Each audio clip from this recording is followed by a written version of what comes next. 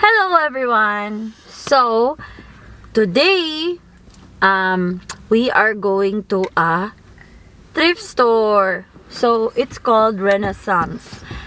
Meaning, rebirth. It's a French word, char.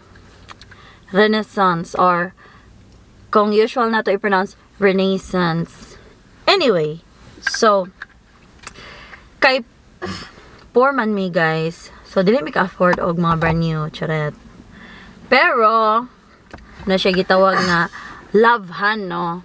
Ang mga ukay-ukay. So, diri sa Canada, so I am in Montreal, Quebec. Province is Quebec, City of Montreal. Okay. So, ang ukay-ukay na mo diri guys, kay naaman ko sa French nga province, so, French po diyang name, no? So, adto na mi, uban sa ako ang BB para mag-ukay. So, come join us as we ukay. So good. Anyway, so let's go!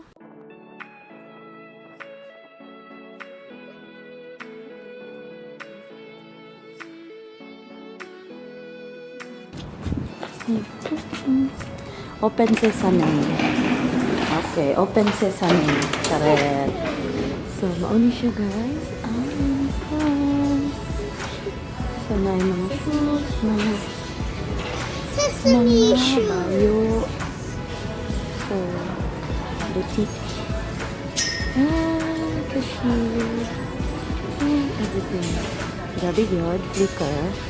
Oh, yes. Take a cart. Yes. Okay. So, dito sa enfant kay children. Come here. This side. This side. So, hinanger ang mga baligya dito, guys.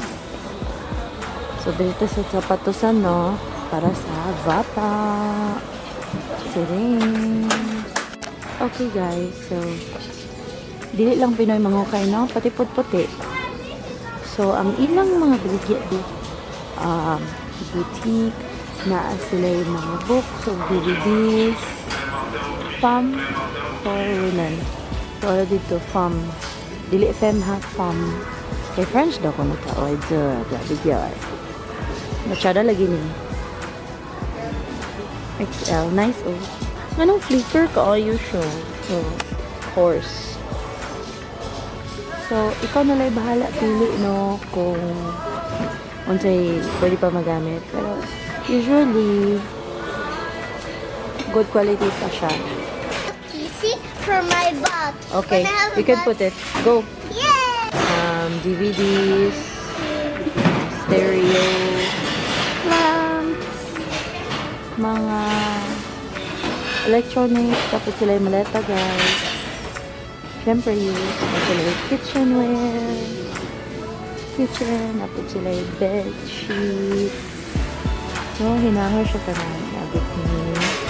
Tapos, naapod sila sports, na sila yung mga heater, kagit lang ha, mga nato. So, naapod sila yung mga sports equipment o plastic wares. So, maunay lang kuan, mga electronics. Ay, karang appliances di ay glazes. See, mga siya. Mas playroom area. Oh, I need to check that. And wait, kasi na-explaining ko naman pag-igot. Mga mabuak na flatter. Lagot lagi ko anong flicker ay.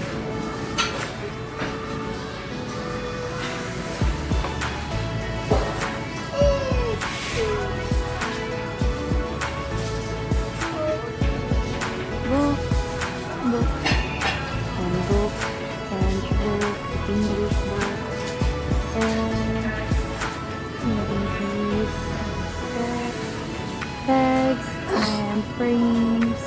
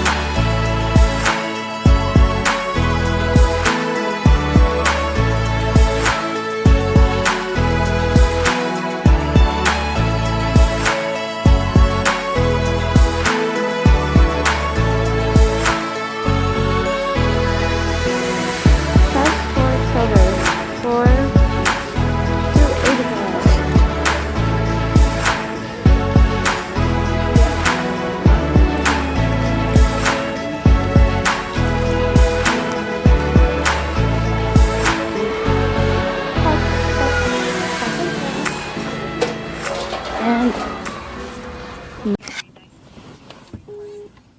alright guys, so nakabalik na mi sa car. Humanamig pangukay. Wala mi nangukay og sanina kay enough na ang among pagpangukay og sanina kay sobrahan na. Char. Anyway, so what we bought is abubots lang. So, money siya. It's a passport holder. Kay walay cover ang akong passport. So, nakakita akong passport holder. It's $2.85. I don't know. Can you focus it? Yes. $2.85. So, sa Renaissance, guys, kung thrift store, although dili tanan thrift store, walay tax nga bayaran. Grabe diri guys, kay kada lihok nimo tax. Mag-tax pagay kasi mong income, mag-tax pagyud ka sa imong kada bilihin. Saan man eh? Bisaya Tagalog. Bahala mo diya. Sabta na lang. Okay, so abrihan na to guys, no? Be, ang saning. Unsa ni siya nga passport holder. So kay nagtuga-tuga man tag vlog. So abrihan na lang nato. Bisag wa pa ta sa balay, no? Kay para lang yun na atay content. Charet. Sorry guys. Bago siya. Bago siya guys. Napaitag. Ang presyo. Tantararan. Sandali. Tumataginting na $45.50.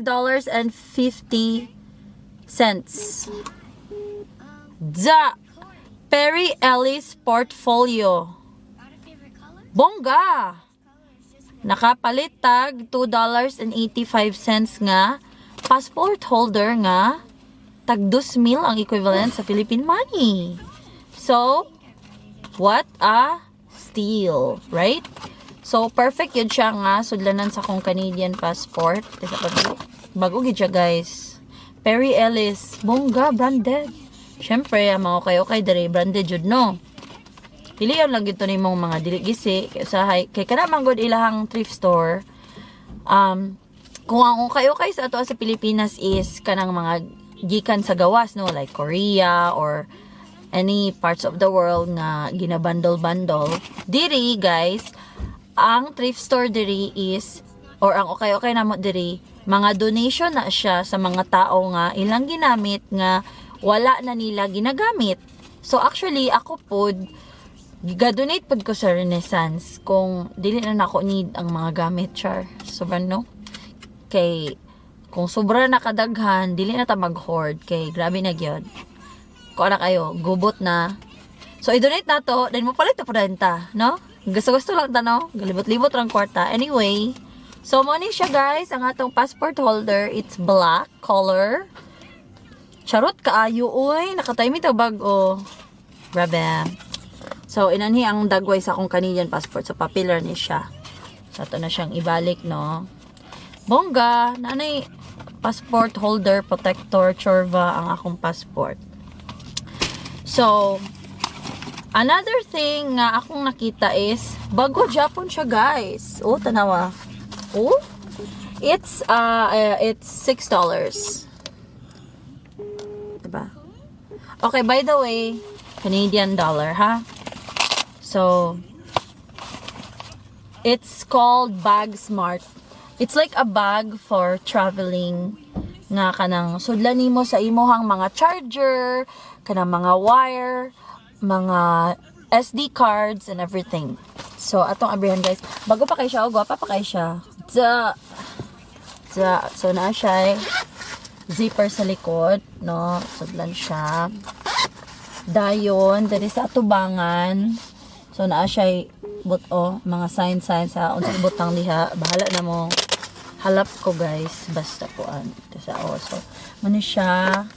O, diba? Bongga. Pulibot nga ballpen, dire, cellphone, or whatever. Tapos, abrihan na to guys.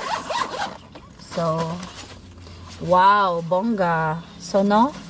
Ako makita ang inani kay ibutan nila dire ang ilahang mga wires or dire tapos kanang charger nga head dire bongga diba tapos dire SIM card Unsa ning TF? Kadot lang Blossom. Can you please Not the button on press to Here. have me. So unsa ning TF? Talent fee. Daoy. Ambot unsa na. Basta kay kanang unsa na ng TF sa abbreviation sa kanang memory card. Mauna na siya, oy, bahala mo diya. SD card, SIM card, no? Butanganan siya diri, oh. Oh, di ba? Bongo. Okay. Next, unsa man ni? Sa pa ni diri. Basta kay sudlanan na siya. Oh, napagyud sa likod. Tara ko sa nato. Hoy, kalisod ba mag-vlogger, uy. Okay, butanganan, no? Nindot siya pang travel, guys. Pwede mo butang passport. Wala ko na maligya, guys, ha? Wala ko nag-live selling. Anyway. So, mo to siya, no? Muna siya ang second item nga atong napalit sa thrift store kay Ukay. Next. Ang third is dulaan sa kong bata kay nakakita siya og rubber ducky. Tagpila ni, way presyo. Tagpiso niyata ni. Piso dollares. So, maora to guys ang atong items nga napalit. Mahilig ko mag thrift store jud. But ang pinaka-favorite na ko nga thrift store is ako sang i-gatekeep. Di sana ko i-share. Shout out sa taga dito. Secret lang guys. Pero siguro next time no, dili na ako i-gatekeep. Pakibarato. Anyway, so for today's video, kaingon nila dapat gyud na ako i-appeal ang word nga vlogger na ka, kulang lag. So, hello guys, for today's video. Sorry guys kay kanang kuan pa ta no, rookie pa ta sa atong vlogging o ga try hard pa ta kay magka buli pa tag istorya dire, pero sige lang no. So mo to siya guys ang atong napalit sa Renaissance okay aka thrift store dire. So timing pod, pero usually nice ilang products man gyud kay ginadonate na siya kay diri guys. Although dili man 100% perfect, pero usually yun magamit pa maka-timing kag bag-o para sa kung na timing nakuha at ulit redundant sabi. So mao to siya, and that's the story. So thank you guys for watching, and join me again sa next nato nga vlog.